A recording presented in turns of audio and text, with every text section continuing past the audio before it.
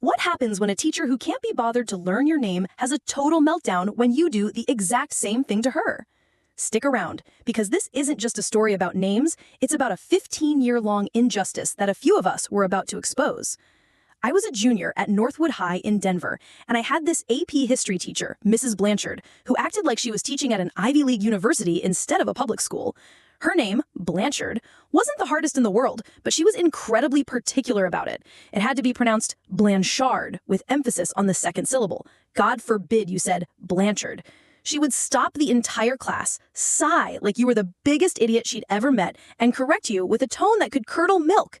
"It's Blanchard," she'd say, drawing it out. "It's French. A little bit of culture goes a long way." The irony was that she butchered our names every single day. My name is Isabella. Pretty common, right? Isabella. For 2 months, she called me Isabel, or sometimes inexplicably, Elizabeth. I corrected her every time, but she'd just wave her hand dismissively and say, "Right, whatever." I wasn't alone. My friend Michael, whose last name was Nguyen, was called Mr. Nguyen every day, despite telling her it's pronounced Win. Another friend, Emily, got called Emily with a weird drawn-out accent. But if you dared to mispronounce Blanchard, you were in for a lecture on the importance of respecting people's heritage. The hypocrisy was suffocating. The breaking point came on a Tuesday. During attendance, she called out, "Elizabeth Martinez?" And I just stared at her.